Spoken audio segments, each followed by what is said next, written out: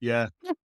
I was playing football the other day and I saw there was a fella on the other pitch, and honestly, he had the exact same gait as me. Like his way, his shape, and just the way he At the end moved. of his garden. It was so strange. Yeah. I wanted to shake his hand. Lucy has a player. You and Lucy were quite similar players, actually. Lucy, you've never seen Dale play or vice versa. So Lucy ran a lot more than me. So were you marathon? She would get in the box. She would get in the box, but she'd like to dictate. She'd like to dictate. Yeah, that's good. I've always had you both down as a dictator. You know what? The other week as well, you accused me of being pro-Russia. And now this. I'm building up the case for Adele, and I will present it to your lawyers. Going to get you sanctioned. Sorry, we've got so off topic now.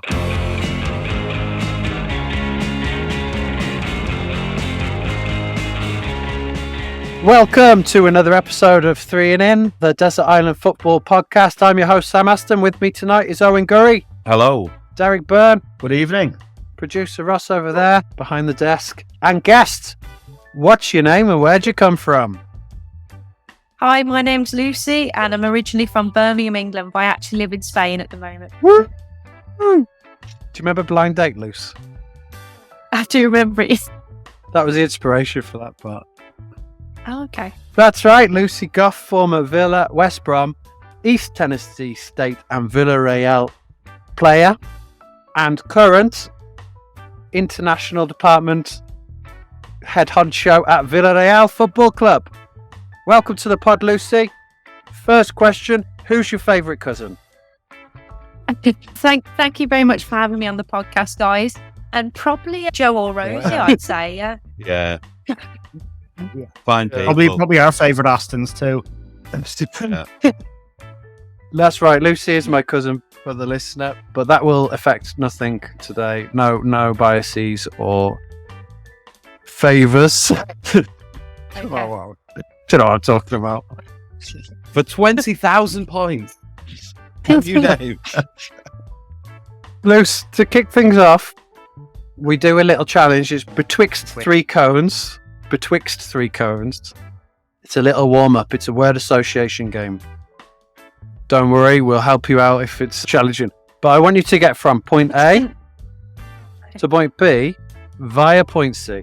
Lucy, you recently ran a marathon. Congratulations. Thank you, yeah, I did. So I'm going to give you a marathon. So understatement. Ever run a marathon, Derek? Can't say I have, Sam. No, I'm not really into running, to be honest with you. I don't know.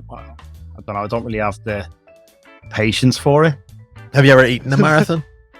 I have, yeah, long before the Snickers days, yeah. Russ, you've just ruined it. Oh, sorry. Dad, I remember playing Owen as well. We remember that there was a phase of your footballing career where you never left the centre circle as a midfielder. Just point yeah. I think that was it was about 10 metres a game you ran, wasn't it? I think the running had long left me at that point. Yeah, there was not much. But left when you can pass like that, you don't need to cover much ground. You're too kind, Owen. You don't need to go into triple figures with the meters. You don't. Derek Mulvey. Sitting midfielder, I took that literally. Very good. Luce, I've given you a marathon-themed challenge.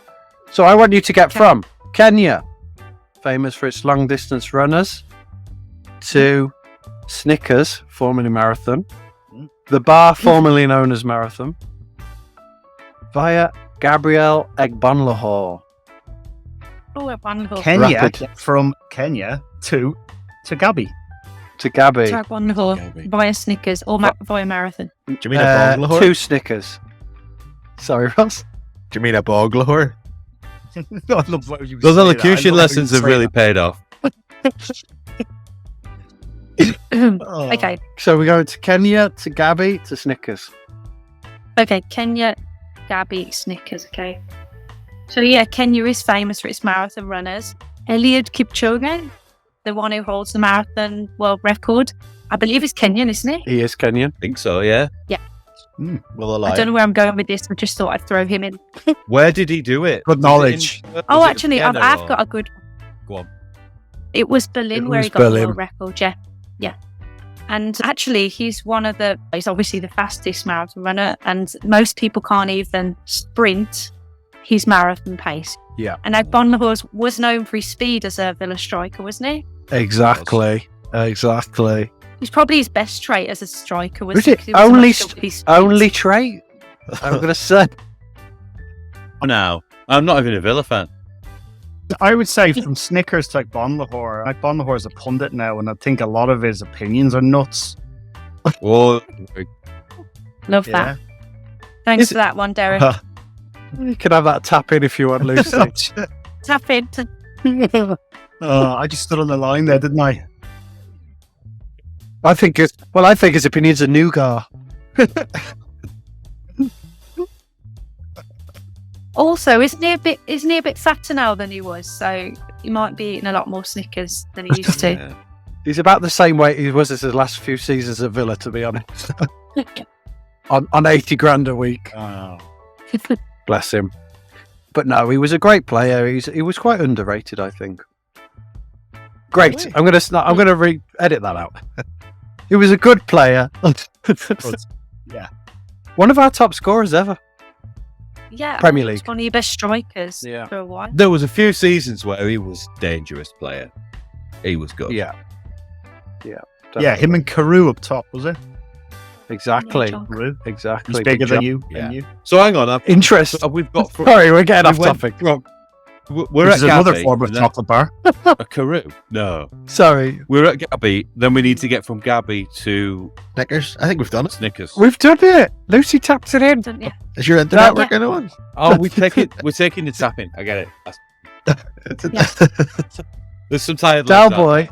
It's a couple of minutes Dalboy behind. is in the centre circle doing his sitting midfield role. I remember it wasn't even a run, Dal. No. It was like a crab-like movement. like a waddle. With a waddle. Yeah. And just spraying it. Lucy, for some reason, you are on a desert island and you need 3 footballers with you. Who's your first pick and why? My first pick is my favourite ever footballer, Steven Gerrard. As I said, I'm a Liverpool fan, and growing up, he was my idol. Yeah, I just watched him every week on Match of the Day, tried to copy him. Yeah, just absolutely loved him. And I remember because I played for Villa growing up, and they'd give us free tickets every now and again. And I remember getting tickets to watch Villa Liverpool. I was obviously in the Villa end, but I was not supporting Villa. Sorry, Sam. And I remember him walking out. The first time I'd ever seen him, I was probably about 12, 13, something. And I started crying because I was like, oh my God, there he is, a proper Steven Gerrard fan. And I met him in person a few years ago because I work for Villarreal now. And we got Rangers in the Europa League. And as soon as we drew Rangers, all was going through my head was, oh my God, Gerrard's coming to Villarreal. I went to his press conference. I took my Liverpool shirt, I hid it under my jacket. And when the press conference finished, I got my shirt out and he laughed and he signed it. So yeah, that was lovely moments. Yeah, Steven Gerrard, we're starting there. Fantastic. Did your bosses say anything about that? No, but they didn't know. They did when they saw the photo, but they just laughed. That's a lovely moment. Yeah. Talking Lucy, you're a big Liverpool fan, and obviously you have a soft spot for Villa. Soft spot for Soft Villa. spot. There was one goal that I do recall from Gerrard against Villa. I think it was a last minute free kick, late noughties. Sam, you might remember that too. Do you know what? It's not coming to mind. Only I that. don't remember it actually. My main Gerrard versus Villa moment was when he was early skinhead Gerrard, and he's gone in 2-footed at George Boateng's knees. Horror challenge. My most memorable remember that one? Gerrard versus Villa moment is whenever he was managing. Yeah, of course. That was definitely Gerrard versus Villa. That was a Benitez at Everton job, if ever I've seen one. Yeah, agent. He picked up on that. He picked up on that challenge there, Sam. He had a bit of a not a dirty side, but he could be mean and he could be rough when he wanted to, Gerrard, couldn't he? Oh, Was that big time. part of his appeal for you, Lucy? Or Yeah, I did love that about him. His aggression, his passion. He just got stuck in, didn't he? Proper box to box, and just wanted to be involved all the time. And I think he just really led by example, didn't he? And that's what I tried to do. Like, I was never the loudest on the pitch. I wasn't screaming at people. Gerrard did, to be fair, sometimes. But I just tried to lead by example more so like him. And yeah, we've all probably got favourite Gerrard moments, haven't we? He was iconic. For England, not so great, but for Liverpool, he was pretty good. Yeah, I don't think that's pretty good as an understatement. With England. I can think of a few goals. I'm not a Liverpool fan, but I do remember some great goals that Gerrard scored. Most of them outside the box. But what do you remember? Have you got goals that stick in your mind? Yeah, I've got a lot, but I would probably narrow it down to two favourites, and you probably know which ones I'm going to say. 2005 Champions League final against AC Milan. Yes. The header that changed the game. Yeah. But my favourite is actually the 2006 FA Cup final against West Ham, that injury time screamer from outside the box. Whoa. Yeah, probably those two. Oh, yeah, yes, what a finish. And in a final as well, to step up and do that. Yeah, because we were losing 3-2, weren't we? And it was in injury time, and it just popped up for him, and he just whacked it, didn't he, on the half volley? It was amazing. That 2006 goal, Lucy, I genuinely don't think he would have hit that if it wasn't so late in the game. Yeah. That he was on, they were just knackered. And he just thought, you know what, I'm just going to welly it, hit as hard as I can. Yeah. And he's obviously got the technique to back that up. And I think that day was just shown that. And that was, as they call it now, the Gerrard final. Yeah, How much of a tribute is that? Did the Liverpool fans come up with that? Epic. The Gerrard final? Or Well, was it that agreed on wasn't- a West Ham forum? It wasn't Bobby Zamora. We all remember the Funny Zamora thing- final. Oh, I actually watched that game in the back of someone's car on a little TV that they had, because we just played a game ourselves, and we were in the car park after the game had finished, but FA Cup final had been on. We'd only seen really the second half of it. Yeah. And I was like, we're going to lose this. And I saw that on a tiny little screen in the back of my car. Couldn't wait to get home and watch it again. Luce, you're on the desert island. You've arrived. Stevie's there, dancing to Phil Collins or whatever he likes to do. What would you say to him if he was here? What questions would you like to ask him? I think I'd be quite surprised to see him, but I don't really know why I'm on the desert island. Probably talk about that Champions League final. I think I'll probably start there, because that for me is the most emotional memory. Just how he felt at half time, what was going through his head, how he managed to lift the team, because it was really him that did it, wasn't it? I don't know. I think I'd have a million questions for him, Seth. I know what I'd ask him. Does anyone remember when they played Blackburn Rovers towards the end of the Hodgson era, and he had a penalty, and he looked across at Hodgson and he put it wide, and Hodgson was sacked? I don't know if it was straight after that game, but it was very soon after. Did he miss it on purpose to get him sacked? Oh. That's this is another thrilling conspiracy theory we've got going here, Isn't it? Yeah, because we can talk about the this famous slip as well, can't we? Yeah. Oh yeah. I don't think he'd want to talk about that. No, I don't think he would. Let's ask him. We've got Stephen here. We've got Mr. Stephen here. Stephen, would you like to talk about the slip? Yeah, rather not. I reckon this could work. Gerrard's not as good as my Rooney, but Rooney's not here Mr. this Stephen, week. what kind of animal would you like to catch on this desert island? If you had the opportunity, what kind of animal are you looking for? Yeah, all sorts. I'd be looking at it, I don't know, like fish mainly. You never know what's hiding in the bushes. Actually, Yeah. I don't know if Gerrard does like Phil Collins. Is that something you know about already, Sam? No, he decked to that DJ, didn't he? Because he wouldn't put Phil Collins on. But I'm wondering, what would he be like? Would Gerrard go native? Would he be the one that's going feral, or would he be the one that's just chilling on the beach? I don't know. What would his role be? I don't want to jump ahead to my second pick, but Mm-hmm. I think if his career's anything to go by, he'd probably help out quite a bit, wouldn't it? Yeah. I think More than his fair share. I think he'd two foot a few trees to get the coconuts down, maybe. So, Dal, let's push this conspiracy theory a little bit. So, you saying he is the kind of guy? I'm not saying I believe it. You're not saying you believe it? No. Okay. I'd like to ask him though. Was this the Oh, you'd like to ask is this the game after we played Everton and got beat? And Roy Hodgson said it was our best performance of the season. I think he said that against Man United. He might have said it against both teams. But yeah, he was teetering on the edge at that point in time. And they were dark days. My God. Lots of face rubbing. Oh God, yeah. For the listener, Ross is rubbing his face aggressively. I want to know a little bit more about Gerrard going to Villa as a manager. I know he had success at Rangers, but that, as a bit of an outsider to Villa and I suppose Gerrard's managerial career, I didn't know much. How did that come about? I don't know why he decided to go to Villa. I think it's a Premier League job. You can't turn it down. And but he's got no connections there, or that's what I guess that's what I'm asking. Like, well, Purslow, Christian Purslow is the CEO, chief exec, and he used to be the chief exec at Liverpool.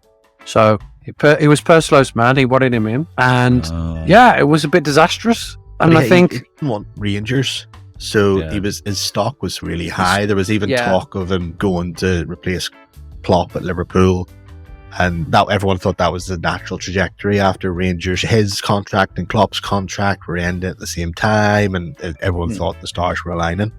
And then the Villa job, like Sam says, was just too much of a lure, I think. Out of the Scottish Premier League into the English Premier League's a big step up and chance to prove himself. And sadly for him, I think it just showed that he needed a bit more time honing his craft as a manager. One thing that we said a lot as a manager was he wanted his players to produce magic moments, and he was buying players like Coutinho to produce these magic moments because that's what he produced as a player, wasn't it?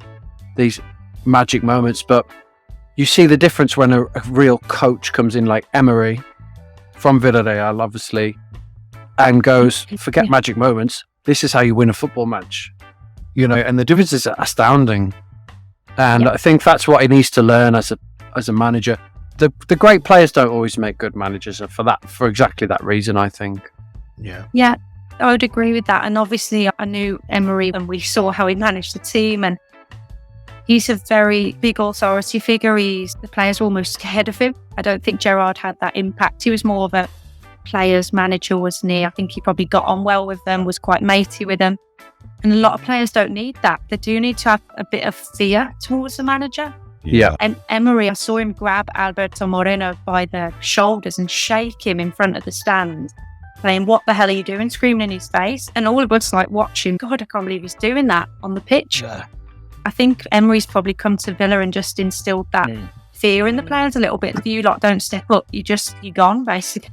Yeah. So I think it was a bit unfortunate for Emery because he was a bit of a joke character after his time at Arsenal here in the UK. So whenever he signed for Aston Villa, everyone was okay.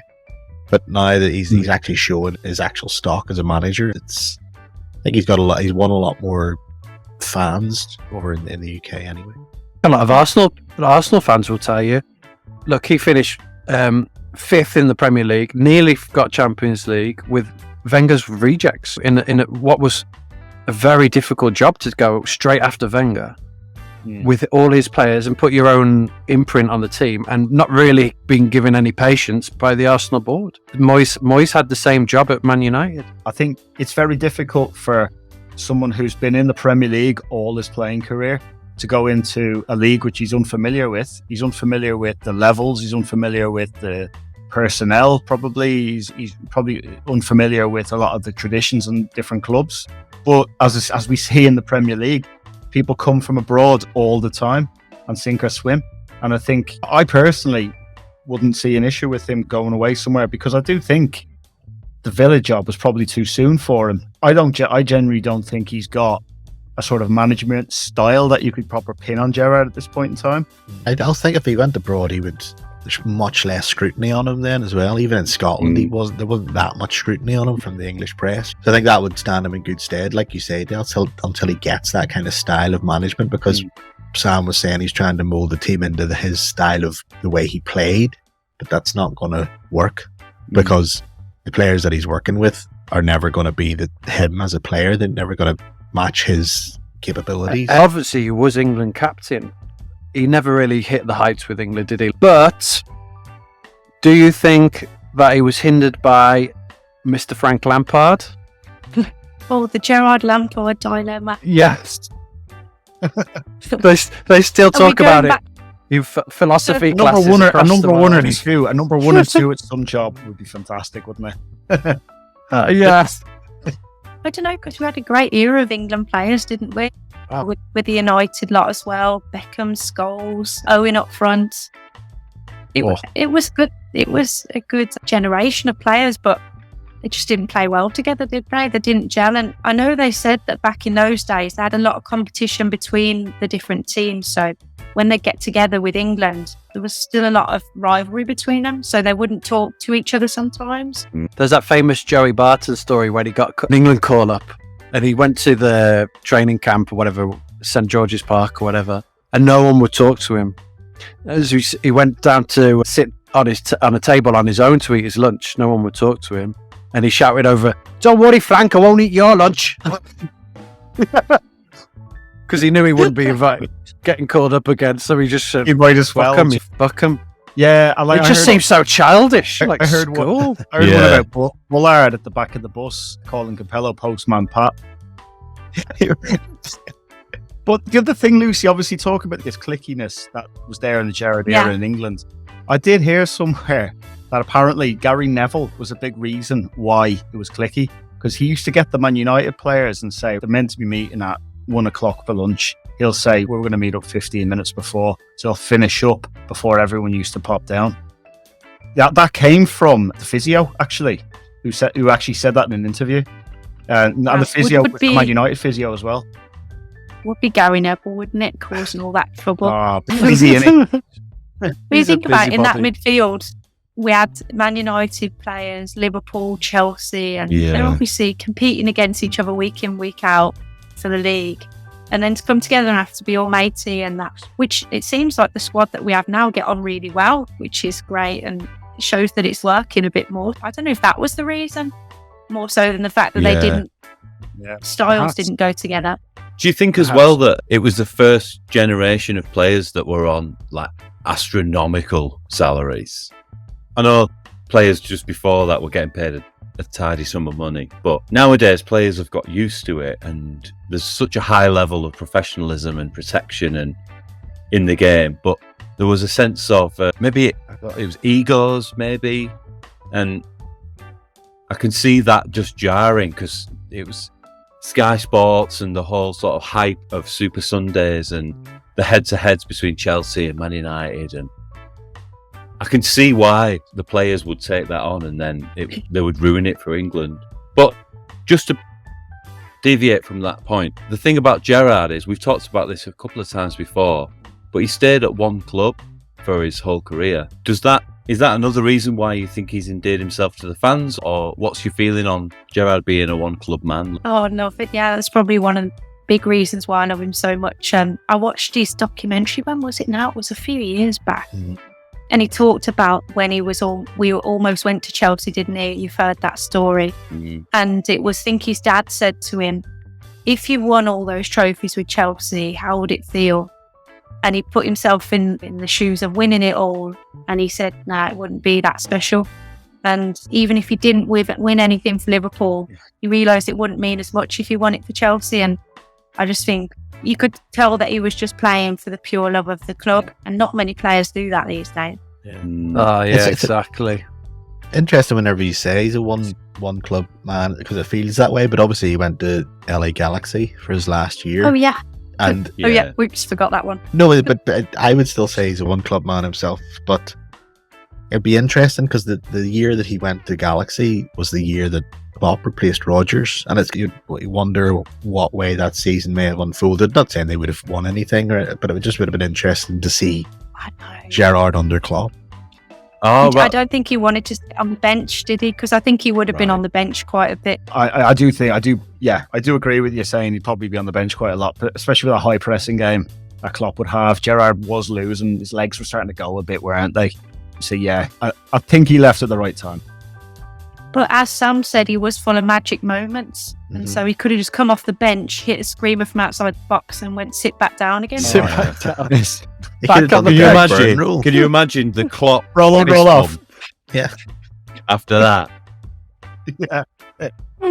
We might have won Klopp would the have just Europa dived League. into the cop, wouldn't he? If you think if he stayed, he could be the new James Milner, and then bloody hell. Could have been doing the Byrne waddle in the middle of the park. Yeah. The Byrne waddle. James Milner. Are you up for a challenge? I'm up for it. Let's play Unsung Hero.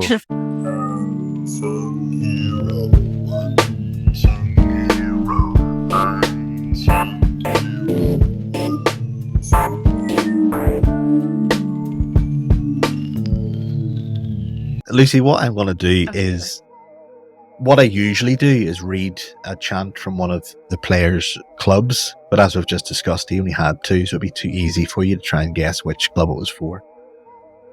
So I'm changing it up. It's a chant about one of the players that Steven Gerrard would have played with in his illustrious career. Good. Okay. And I want you to tell me who it was about. Okay. I'll try.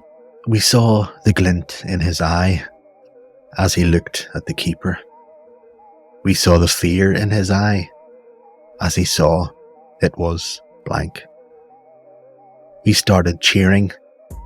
He stuck the ball in the net, and we cheered some more. Before Spain, he was knocking on England's door, and we knew that blank would score. Ooh. Before Spain, he was knocking on England's door. Spain, he was knocking on England's door. It's got to be Michael Owen, maybe? It is Michael Owen. Oh, super. Oh, 5,000 points to Lucy. 5,000 points in the bank. Well done. I had Fowler in my head for some reason. I was going to choose Owen because he was actually my first ever favourite player before Gerrard. But Gerrard had more of an impact in the long run. And he was never that? played for Man United. Yeah. He never crossed the divide. And that. What was that show that Michael Owen was on when he was a kid? Yeah, Not when he was a kid, but... Zero to Hero. Zero to Hero. And he used to come out of the wall. Yeah, and I Out had of that the same poster. poster on my wall. I had that same poster on my bedroom wall. What? But he never came out of it. He never came out. What was this? Was this only in... I don't remember this. I thought he did a soccer skills thing, wasn't it? Yeah, Michael soccer Owen's- skills, that's what I... No, it wasn't skills. it was like a kid's TV show where some kid was trying to win his Sunday league, whatever, I don't know. And he had a poster of Michael Owen on his wall.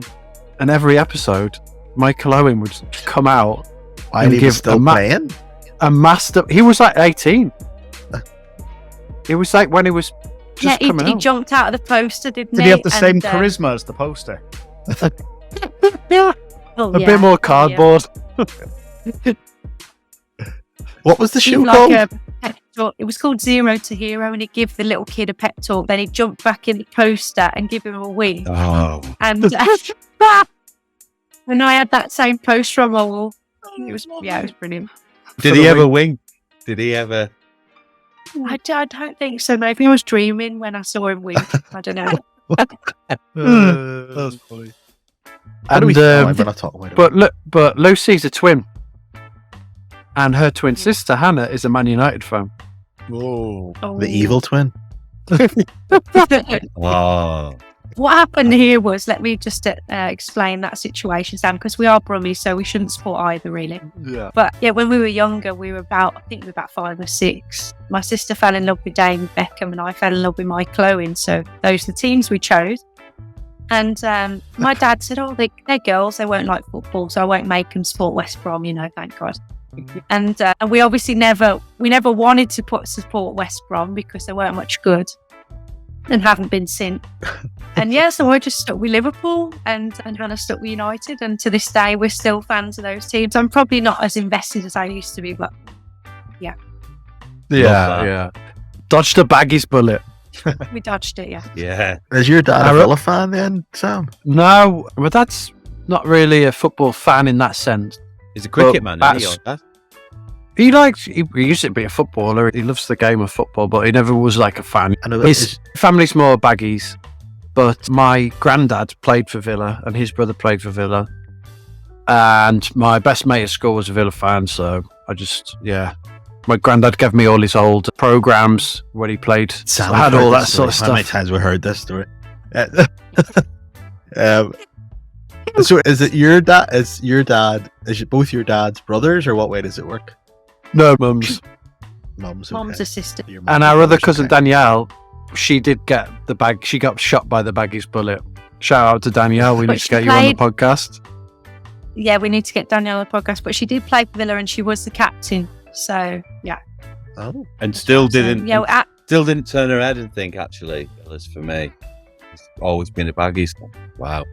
Danny once told me that she's playing for Villa when she started playing, and she'd wear a baggies top underneath. But she won the FA Cup as captain, and you can't really ask for much more, can you, as a player? I love that.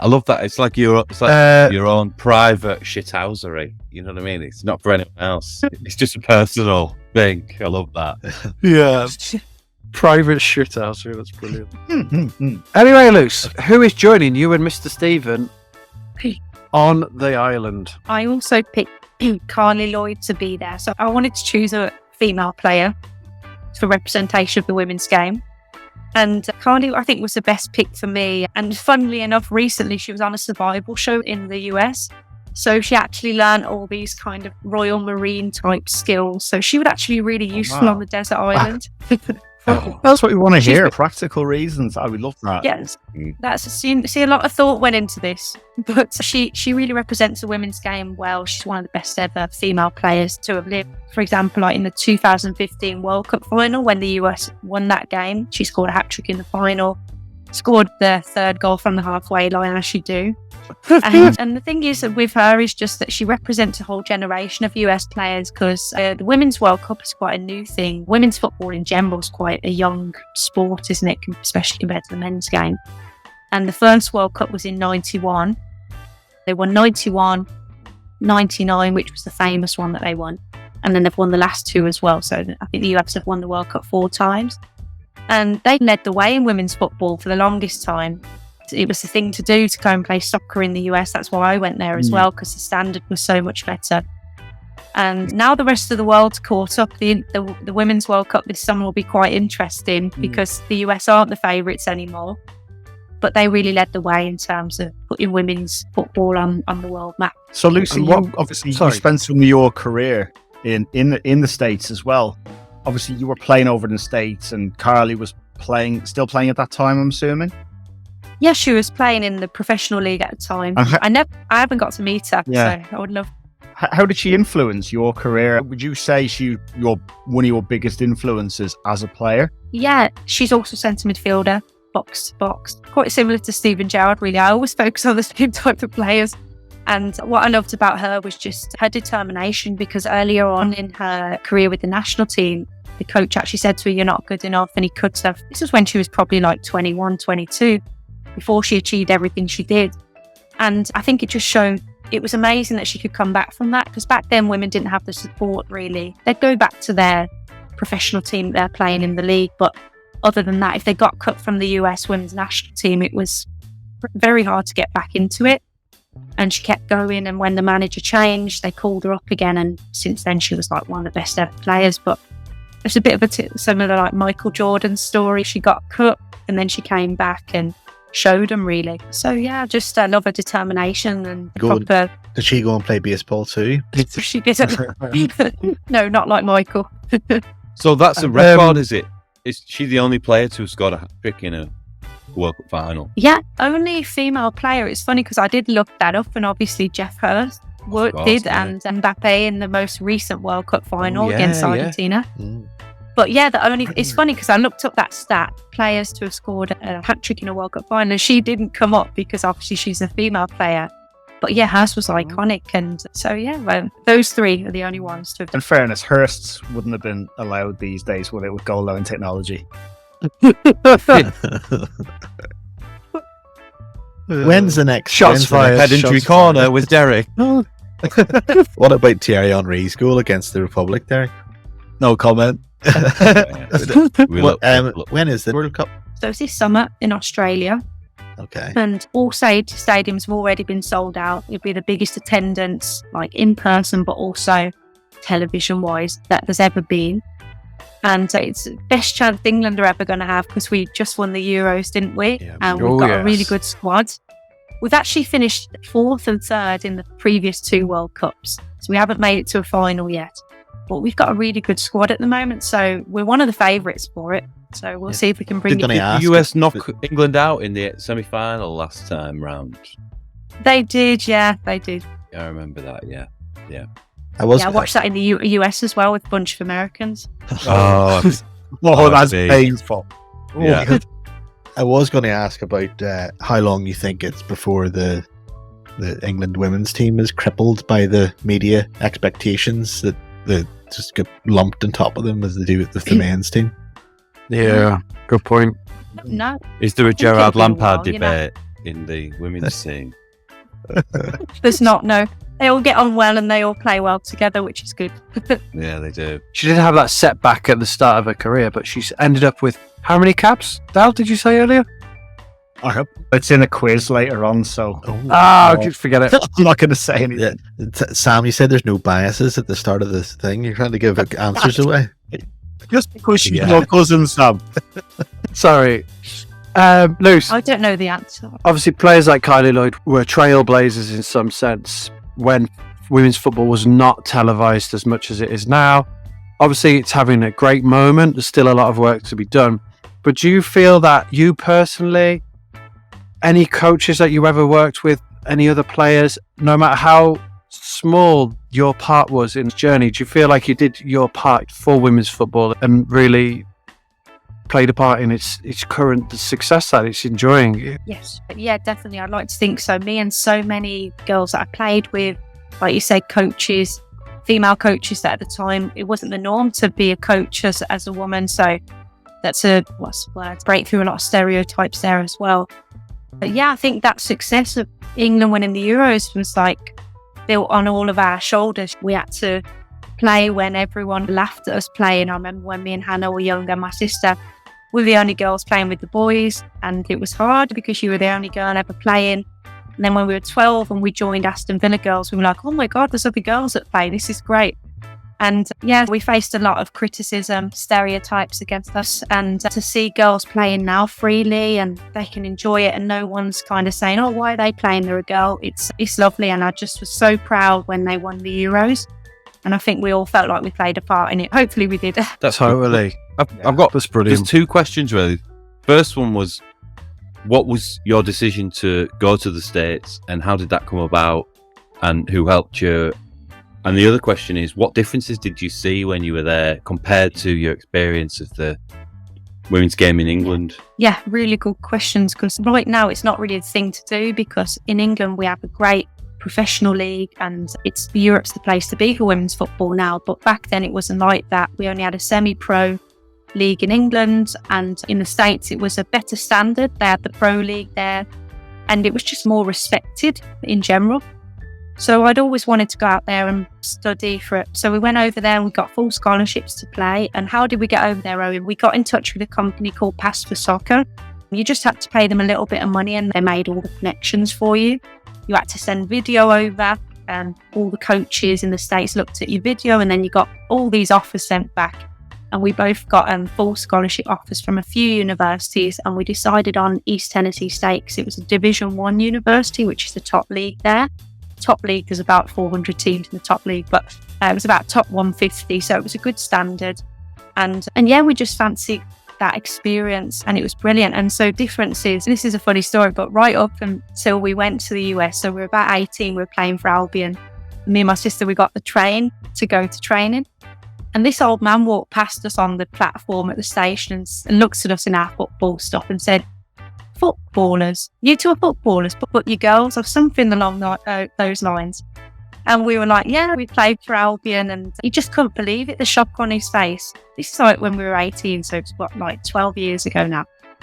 And then when I went to the US, we were so respected. Everyone thought it was so cool that we played soccer, as they call it. And we were so respected as female soccer players. And I was like, do they really think it's cool?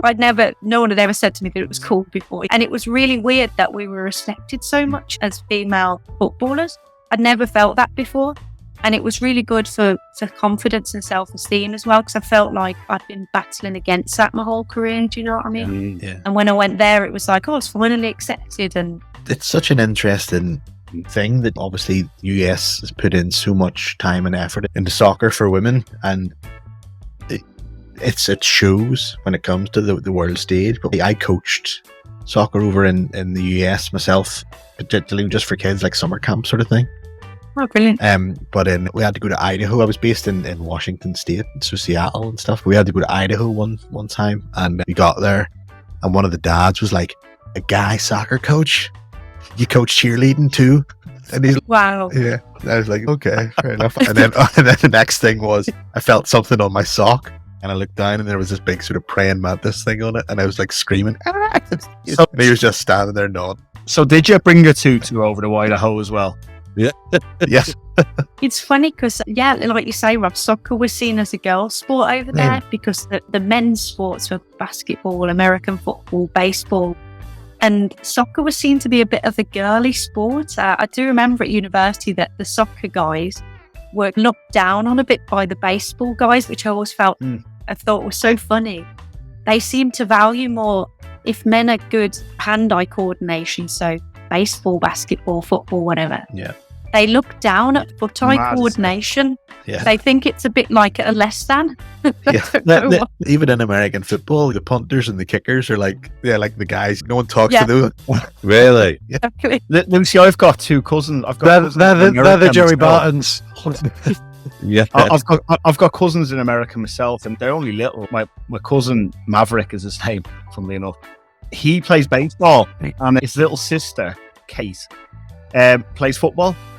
So it's just a mixed reverse over there too. But you obviously mentioned about breaking down barriers before, speaking to that old fella in the train station. Obviously, all of that was all before sort of the Women's World Cup happened, and I play FIFA with my son, and you can play all the women's teams now, and that was new. That's new. And all these things just coming into the sort of mainstream conscious now. Do you think in this country we're on the right track? Do you think there's a long way to go to get to where it needs to get to? Yeah, definitely on the right track, and I still do think there's a long way to go. I watched this video the other day with Liverpool under-9s girls. I don't know if you saw it, and they were having a chat with Mo Salah, and it was really funny. And I thought, God, those girls, they were wearing all the best kits. They're meeting Salah, and obviously they probably meet the women's team as well at Liverpool. And they've just got it so good. We used to wear these hand-me-down massive Villa kits that were so big for us we couldn't even move sometimes in the shorts and stuff. Agbonlahor. And so, yeah, I think it's just come such a long way, but it's still got a long way to go, definitely. Yeah. You see the difference in the pro level, even though professional football exists for women now and the top players are really well paid. But you see this disparity in the leagues, like I was saying before, over here in Spain, you've got FC Barcelona winning everything, not just every game. You can barely even score a goal against them. And then there's other teams struggling at the bottom of the table, girls that play at our club at Villarreal, who can't live from it. They have to get part-time jobs to be able to even play. And they're competing against these girls that are earning God knows how much money. Even within the top leagues themselves, there's a lot of work that needs to be done. But yeah, they're definitely going in the right direction. Great stuff. I think it's with women's sport in general, there's always been this sort of chicken and egg situation of people going, people don't want to watch women's sports. But if it's not on the TV, how do you know? And as soon as it's been up, when you put it on the TV, oh wow, look, people are actually watching it. Yeah. And then it grows a sport. And then you're not going to have so much, if you've got television money coming in and being distributed properly, it's going to even it out in the leagues as well, isn't it? So get it on the TV. Get coverage. All sport, Definitely. all women's sports, not just football. Yeah, and that for the longest time they wouldn't let the women play in the stadiums, like the stadiums that were built for the men's teams, obviously, because they were saying, although the women won't sell out those crowds. And the biggest record attendance now is actually a women's game in Europe. It was a few months ago now, I think it was before Christmas. And it was Barcelona Real Madrid, so the Clásico, and it was played at the new camp. And it was something like 90, whatever the capacity of the new camp is. I think it's 92,000, isn't it? And they sold it out. And so people are saying, oh, no one wants to watch it. But if you give them the chance, like even at my club at Villarreal, they haven't let the women play at the stadium yet. They play at the training ground stadium. But because they think they won't sell it out, but give them a chance. Yeah. And do you think do you remember there was a brief discussion about 10 years ago where they were talking about women playing in the men's league, allowing women to play in the men's league? That discussion is finished now because women's football has established itself as a viable sport that's going to attract viewership.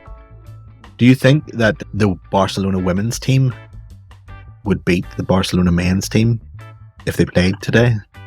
God, no, definitely not. No? But no, because of the physical, not because these girls aren't good, they're blooming brilliant, but just because of the physical differences, speed, strength, things like that. But to say that one day it couldn't happen, I wouldn't say that. I think there are some women that are physically amazing specimens, and if they can get as technically good as the male players, which a lot of them already are, who's to say they couldn't play with the men one day? Yeah, I wasn't even thinking but that direction. I was thinking more that the Barcelona men's team is pretty rubbish at the minute, and the Barcelona women's team are really good. So yeah. I reckon they'd have a shock. They'd have a shock, but yeah, they'd probably see it out 1-0. The women are amazing, though. Got to say that. Lucy, how about a little quiz? Are you up for it? I'm up for it. Let's do it. That's the way. I like it. Stats. Hi, Carli. Welcome to Stats the Way. Her name's Lucy, Derek. You can call me Carli Lloyd, though. You know what, Joe? I had Carli Lloyd. That's the way, Carli Lloyd. I was reading that. Yeah, cut that out, Ross, please. Anyway, hello, Lucy. Welcome to Stats the Way, featuring Carli Lloyd. We've got 5 questions, multiple choice, and there are 1,000 points to be earned per question. So, a lot to play for. Right, we'll go straight into it. Question 1. This isn't going to be, can just say, this isn't going to be one of Sam's pub quiz type things. No, it's all based on Carli. Question 1. Who would win?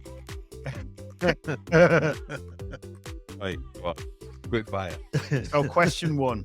How did she obtain the GOAT status? Did she A, beat Messi in a keepy-uppy challenge? B, become the first woman to score a hat-trick in the World Cup final? C, she ran a petting zoo? Or D, became the highest paid athlete in the world? Forbes liked this, so crowned her the GOAT. Definitely, that was A, B, C and D, wasn't it? Right. Yeah. Second one. B. Scored a hat-trick in a World Cup. Correct, you have earned 1,000 points. Well done, Lucy. Come on. Okay, so question 2. What year did she make her US debut?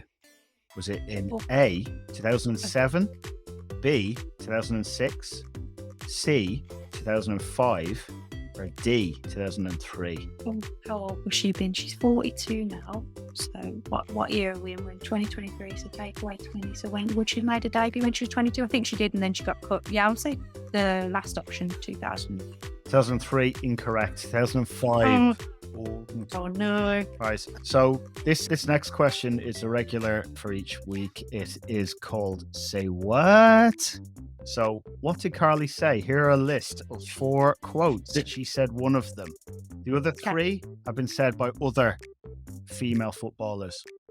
Okay. Did she say A, my coach said I run like a girl, and I said if he ran a little faster, he could too?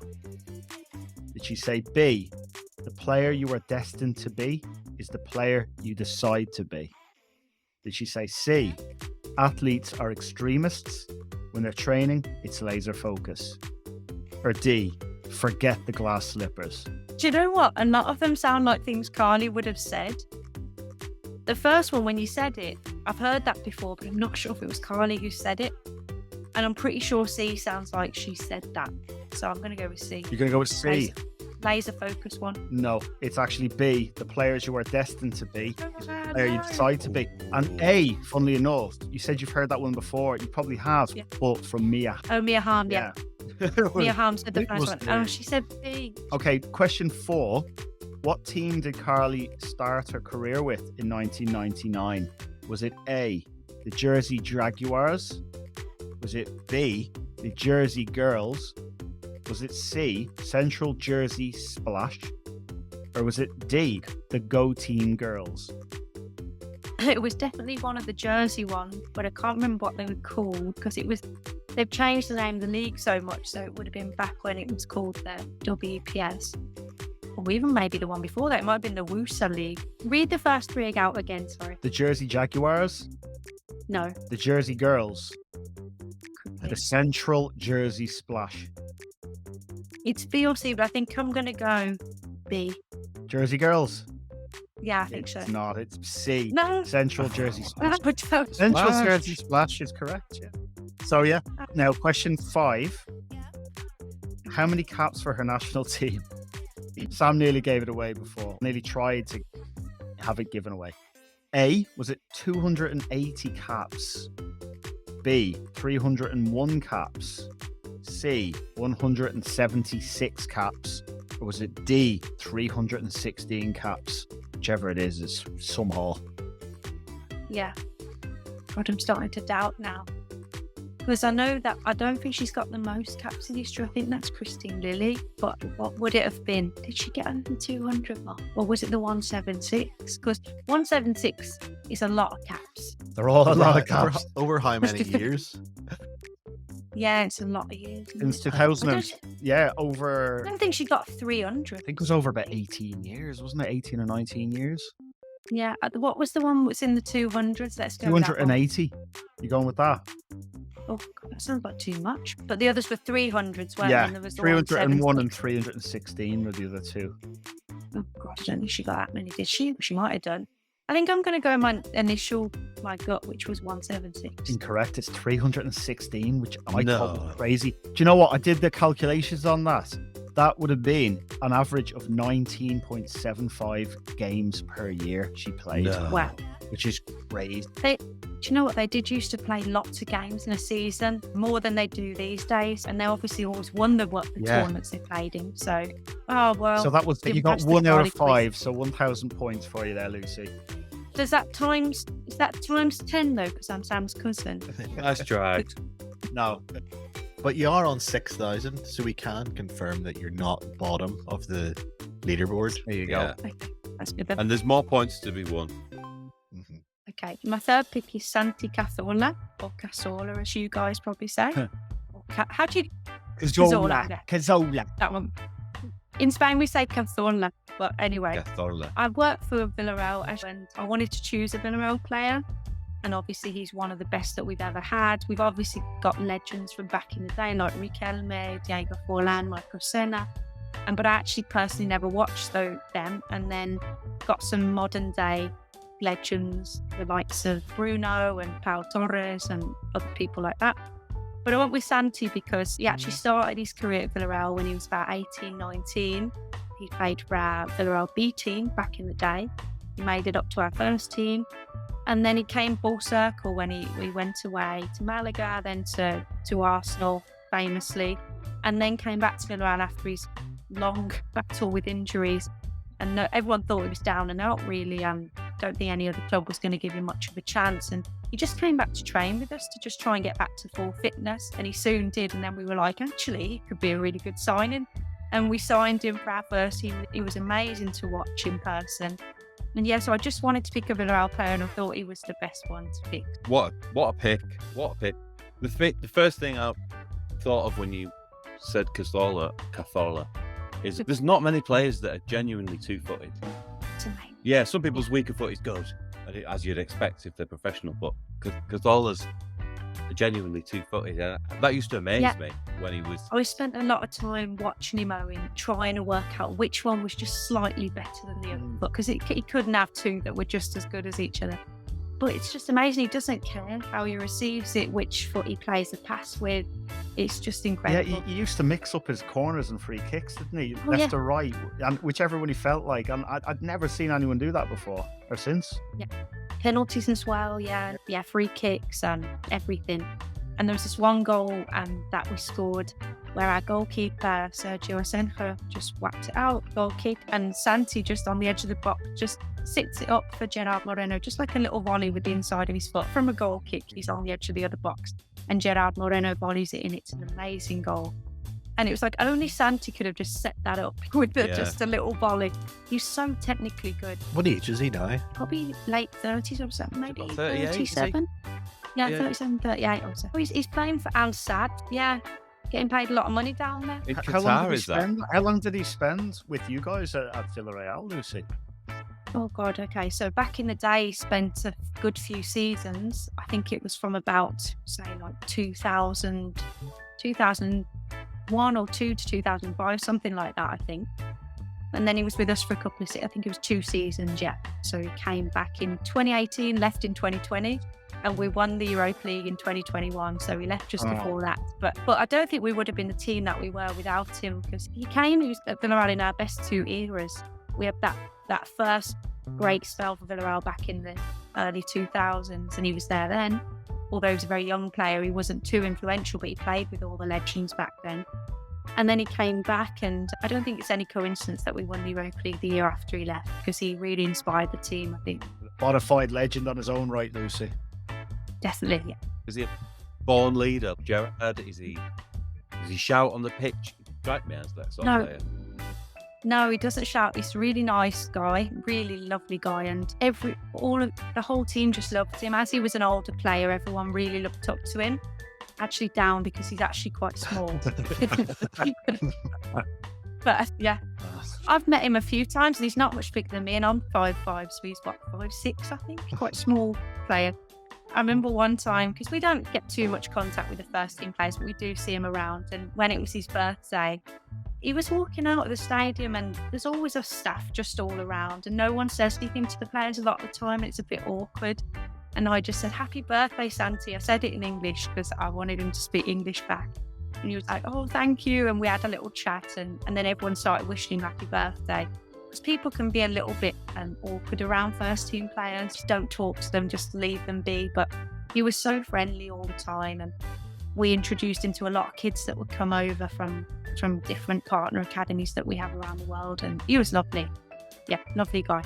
He seems like the happiest footballer that's ever played the game. Yeah, plays with a smile on his face, yeah. He certainly does. But for that reason, then, do you think he's a good addition to the island? Because I picture him, he's making grass. He strikes me as a pina colada type of guy. I think he'd help to keep us calm if we were in despair, like if Carli couldn't get us off the island and Gerrard was like 2 foot slide tackling trees and whatnot. Slip. I think he'd help us to keep calm. Yeah, and we need to talk about the unveiling when he came back, because I remember seeing a video, and tell me he was a local magician. Whose idea was that? I'd love it if that was your idea, Lucy. In the department, you were like, "What can we do for the unveiling?" It wasn't my idea, believe it or not, but it was our press team's idea. I don't know that magician. He's quite famous in Spain. And I don't know the story behind it, but it worked quite well. It was brilliant. I haven't It's seen this. I don't know absolutely anything about this. So It's like describe it for us, Lucy. Yeah. Yeah, it's like a big tube which someone can fit in, like a see-through tube, and you can see through it the stadium. And everyone was in the stadium for his presentation, and then it was got full up with smoke, and the magician was around it doing all these funny hand movements, and then the smoke comes out. I don't know if they came out the top or the bottom, and then Santi Cazorla just appears in this glass tube. That's amazing. That is so Gotta good. see it. I think he was there the whole time. I think it's an optical illusion. He might have just appeared. And then I've got Was so it much the time. I've got Spanish- so much time for those player presentation videos. They're Was it like brilliant. the Spanish David Copperfield? Yeah. I've never seen this. Yeah, and he's wearing does the whole magician stuff. He's got the waistcoat on, and he does the Alakazam thing. Oh, that's probably the team he's playing for now, isn't it? But what's your memories of him? So you obviously watched him at Arsenal, did you, or was he only ever on your radar in a yellow shirt? Or I saw him a bit at Arsenal, but as I was in Spain at the time, I saw him more. When he came to play at Villarreal, I saw him a lot more, obviously, playing for us and in La Liga.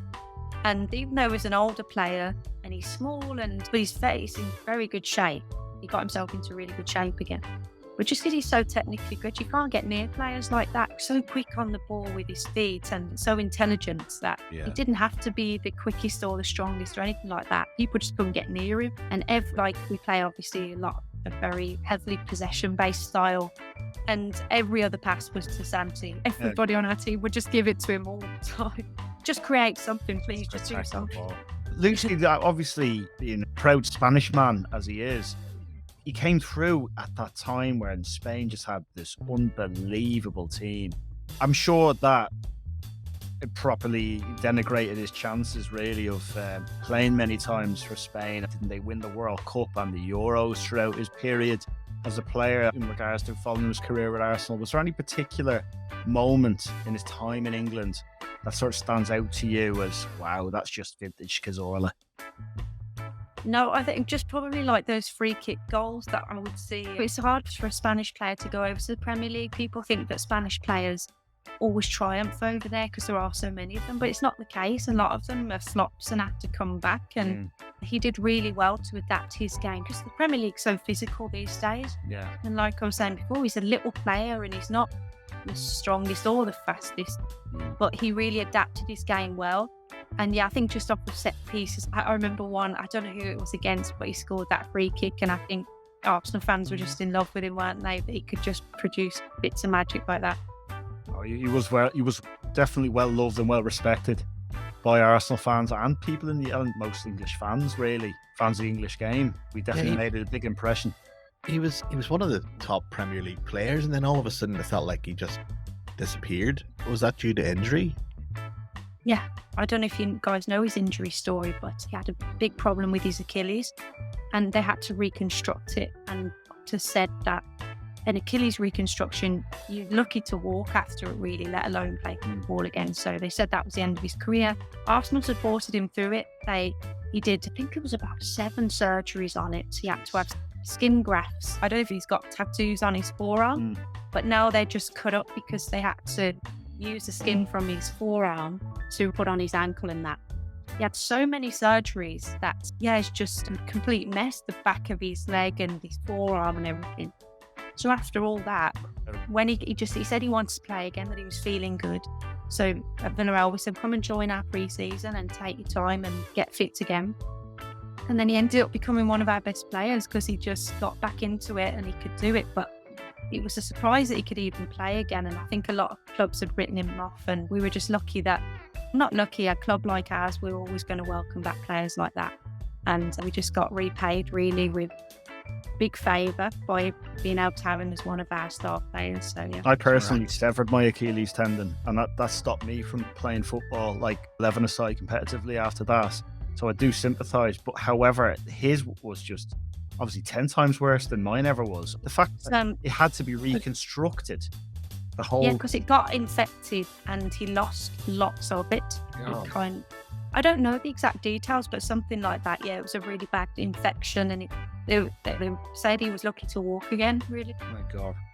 So it's miraculous that he's still playing now. Still playing. Yeah. He's like late 30s, still playing after that. He's just playing in the centre circle, Derek, so... Yeah. I think he is. As am I in 7-a-side nowadays. Do you think... So did he start at Villarreal? Is that his team then? And will he come back? And will he be part of the setup and management? Or that's a good question, actually. He came to Villarreal when he was about, like I said, I think it was 18 or 19. So he'd grown up and played his youth football where he's from. So he grew up playing for his boyhood club. Then he came to Villarreal as a youth player, but he pretty much got up to our first team straight away. I think he played 1 season for our B team and then got straight up to our first team. And then, like I said, went to Malaga. He did really well there, so Arsenal signed him. And then he came back to Villarreal. And I think he's got a special connection with our club. Like Marco Senna's our current ambassador at the club, so I think he could do similar work in the future, maybe. Right. Be like an ambassador, or I don't know if he'd come back and coach. I don't know if he's the kind of player that would want to do that. I don't really see him as a manager type. Right. So we'll see. Stranger just things a- have happened. Yeah. And maybe, you said earlier that on the side, is it on the side of the stadium, there's a big, it's not a mural, is it a poster? What is it, a piece of art with Santi Cazorla on? Oh, yeah. Yeah, so we've got like a walk of fame, I suppose it'd be, where we've just put a few people on there, like legends from the club, our Europa League win. So there's just, a few big photos on there, yeah. So, yeah, Santi's up there. So Our he's a legends. total favourite then, isn't he? And Oh, yeah. He's up there we've got Marco Senna, as I said, was obviously legend, captain, represented Spain and all that. And then you've got Bruno, he played the most games for Villarreal up until recently. Bruno Soriano, he was a one-club man as well. And then you had Santi Cazorla, who started with us and then came back. yeah. So, yeah, there'll be a lot of legends on the side of the stadium, but Santi's definitely up there with the best of ours. So I did want to say, honestly, when I used to go, I only went a couple of times, Lucy, when you got the tickets back in the day when he was playing, and it was just like he was playing a different game. It was just like some randoms, Ibar, Alche or something game, Sunday night type of thing. But it was just so much class above. He was just a class above, wasn't he? Yeah. Yeah, you just saw everything quicker than everyone else. Yeah. Yeah. And he didn't look fit. Tell you that. He did not look, he had a bit of a belly on He him. was a little stocky, yeah. I think on the island, I don't think he would be complaining that much. I think he'd be quite happy for a while. I think so too. And I could see Santi really leaning into it and swimming with dolphins and snorkeling away. And Gerrard's there with a furrowed brow, stomping along the beach, plotting his escape. How do we get out of here? But I'd even go so far as to think that Santi Cazorla could probably speak to dolphins. He seems that sort of guy. I think I'd have the best time with Santi. And the other two are quite serious. They want to get the job done. They want to get us off the island. I think I'd quite just enjoy being there for a bit with Santi. I think the other two would be more about goals and objectives and meeting those goals. Whereas Right. Santi, live in the moment. I'm here now. I might as well enjoy it. Right. As always, yeah. So Lloyd and Gerrard are lashing together like a makeshift catamaran. And Cazorla's there, sunny's on, pina colada. And, hey, what's the rush? Yeah. He's checking out the wildlife, isn't he? He's just seeing what's on the island. He's finding out what the history is of the island. He's actually finding dinosaur bones and things like that, and he's just getting really fascinated by it. Yeah, exactly. Just happy Lucy. to be there. Yeah. Would you like another quiz? Yeah, let's go for it. Okay. All right. Lucy, Right, it's so here we time go. for our third and final quiz. Would you like to play the journeyman? I would.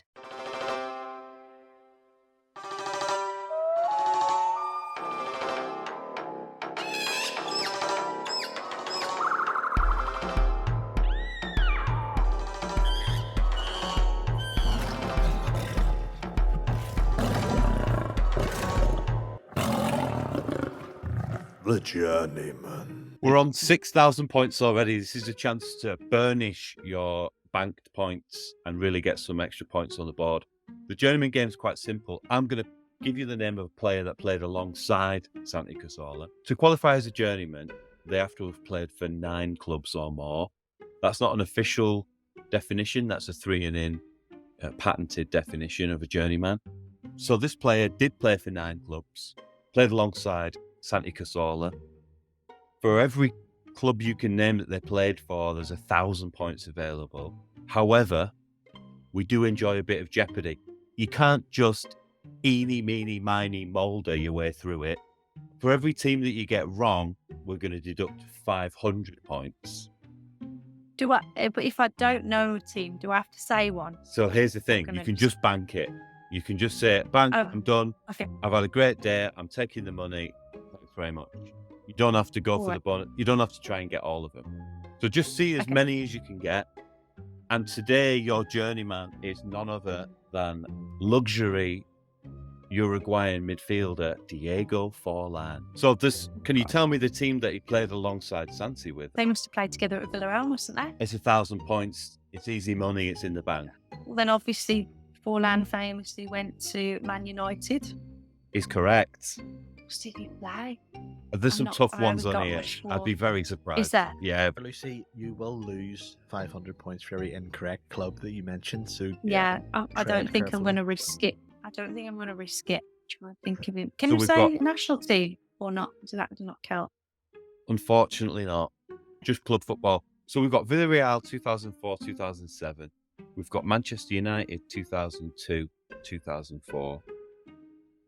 He started his career for 5 years. So there's one club before United, and then after Villarreal, there's 3 more clubs in Europe. Top clubs Okay, in yeah. Europe. I think he went to the Italian league. I think he went to Napoli, I think. Is that Oh, one it's of not them? there. It's not there. Oh, okay. Never mind. So did he go to United from South America, Owen? So he started his career, he had a youth career, but his senior career started at Independiente, and then Manchester United, then Villarreal. Then he had 3.5 seasons at Atletico Madrid. Oh yeah, of course. Then the Italian club was Inter Milan. Oh, right. Oh, yeah, I can see him in that kit. I think from here on in, I'd be very surprised. Unless we had Forlan's biographer on the pod, I don't think anyone's getting these. So he plays for Internacional. Any takers? Okay. Anyone? In Brazil? Is that Brazil? So he played That- for Internazionale in Italy and Internazionale in He Brazil. played for Inter Milan, yeah, and then he moved to Internacional. Then he went to Cerezo Osaka, which I'm guessing is Japan, was it? Oh, Japan. He went to Japan, yeah. I did know that. I didn't know what the team was, but yeah, I remember that he went to Japan. And then he was at Peñarol. I'm guessing that sounds Brazilian. That sounds Brazil. Yeah, Peñarol. yeah. Then South America, maybe. Mumbai City, and then to a place called Kitchi as well. But only a few appearances. It's bad how these players, they're like, it's like at the end of their career, they're like backpackers, aren't they? You see so many careers and they're ending at these really obscure teams in Southeast Asia. It's like they never got their gap year because they were playing in the Premier League or whatever. Sitting it from No. Highton to Beverly Hills. Yeah. Actually, he probably never lived in Highton, did he, Gerrard? It's really fun. Forlan he was a hero though for Uruguay, right? Like he was well respected. Yeah, definitely. He's like an evergreen player, Forlan. He never seemed to age. I know that's total illusion. No, I Same. saw him a couple of weeks ago because we had the Villarreal Legends match. Oh, It was our 100th year anniversary, and they all came back. We had a good welcome in our stadium. Riquelme came back as well. No way. And Forlan was one of the players out there because it was a very slow game, as you can imagine. Yeah. But it was amazing. The reception for these kinds of players, especially for Riquelme, was incredible. Yeah. But Forlan didn't look like he'd aged that much. He was one of the players out there that still looked quite sprightly. Robert Pires was a bit worse for wear. Was it? Yeah. Hopefully he doesn't listen to this. I don't think he will. And He had a waddle, didn't he? He did have a waddle, yeah. Yeah. And we're all looking forward to Marco Senna playing because he's our ambassador. We see him all the time around the club. And after 10 minutes, he got injured and went off. That was a disappointment. Does Forlan still have the long hair? Yeah, he does. It's quite a bit thinned out now, but Yes. he's still got it. I remember seeing some article about Forlan, and he was one of them players who just proper looked after himself really well. And like, I think it was whatever in the article, it was just talking about his diet, basically what he eats every day, and it was boring as hell. But at the same time, you just know, like the lad's just doesn't have any carbs it need to have. Raisins wrapped in lettuce. Yeah. That sort of thing. Yeah. He did still look really good for his age. Yeah. He didn't eat any Snickers. No. I can see Diego I like how you Forlan brought on that there. background. Yeah. What does that? What were the points there? One was that 2,000? So we got 2,000. So that's a total of 8,000. 8,000. So we got 8 points. 5,000 for the unsung hero. We got 1,000 for the quiz for stats away, and then we got 2,000. So we're on And you know what? 8,000. Lucy, that Is puts that you any in. good? You're in third position. That puts on the you in third leaderboard. place. Yeah. Oh, we don't make it You're in the easy. leaderboard. We don't make it easy. Actually, Yeah. do you know what? I'm gonna have to say that again because I actually think that you are 5th because I wasn't counting the guys in between the this published one and episodes. the one that's gone out. Yeah. Not 5th is respectable. And that's out of 8. Yeah, I'm just happy not to be last yet. It's great. Yeah. There's no wooden spoon. It's a very kind of Villarreal position to be Europe. in, isn't it? You're getting in Europe Conference League. Yeah. I'll take that. Santi Cazorla will definitely see the bright side of that. Yeah. Yeah. Any more thoughts on the island then, Lucy? We've got Carli, we've got Stephen, we've got Santi and yourself. I said to you in real life, I met Gerrard a few years ago. It was brilliant. I've met Santi a few times, having worked with Villarreal while he was there. I've never met Carli, so hopefully this podcast can manifest that happening, and I'll get in touch when it does. Yes. I can see it. I can see you and Carli doing some headers on the sand. Oh, I'd love that, yeah. Well, no, we had a theme tonight. These are box-to-box midfielders, very much centre midfield players. That was a nice little theme that ran through there. Yeah, I don't know why, but I've only ever just watched centre midfields. When I watch a game of football, I just watch the centre midfield. I don't know why. Yeah. Something to do with Gerrard, I think. It must be to do with him. So, one last thing, Lucy. What's the end of season running look like at Villarreal, and does your role change over the summer months? What goes on there? Obviously we're gearing up for the last 10 games or so now until the end of the season. We're currently in 6th place, so we just got jumped over by Real Betis again because we lost last weekend. But hopefully we can finish in 4th or 5th. If we could get Champions League football, it would be incredible. But I think probably aiming for Europa League football realistically. Yeah. And for me in the summer, my role doesn't change too much because I work a lot with our international partners. We've got lots of international academies worldwide, and we do camps, and we go to their tryouts, and I might actually be going over to the US for that, or to a few other different countries for camps and stuff, because I do coach as well. I manage our communications, social media and English for the club, but also do a bit of coaching and do different things. So like today I was given tours of the stadium, so there you go. Yeah. Anything that needs to be done in English, the club asked me to do it. So yeah, in the summer we are quite busy still. The kind of work changes because you're gearing up for a new season, but it doesn't stop. It doesn't. But you get to travel really as well, then. So your experience of being in the States and obviously moving to Spain as well. Do you enjoy the traveling side of things? Yeah, I do. I do it less so now because my role's changed quite a bit as to where I'm in the office more, and I'm doing more social media and all of that kind of stuff, communications in general.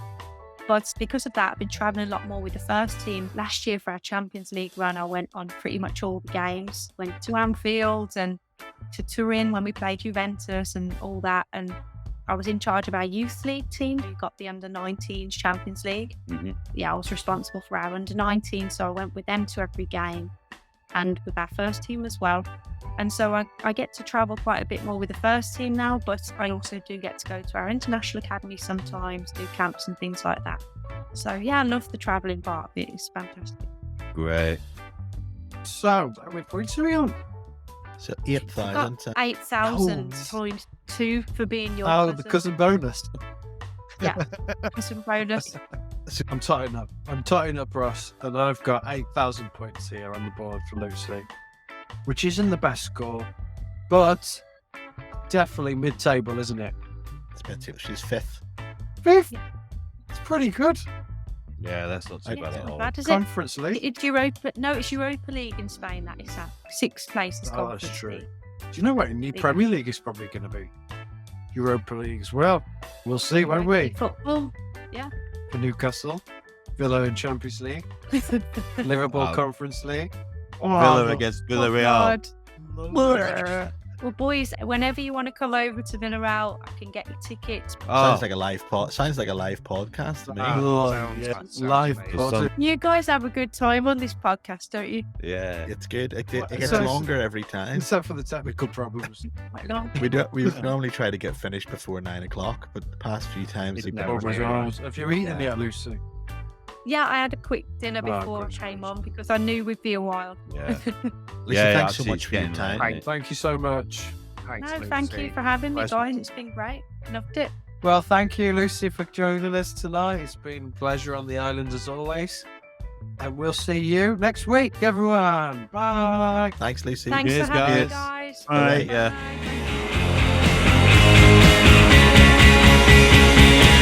Will there ever be a boy born who can swim faster than a shark? Yeah, of course. Yeah, of course. You get sharks, you get all kinds.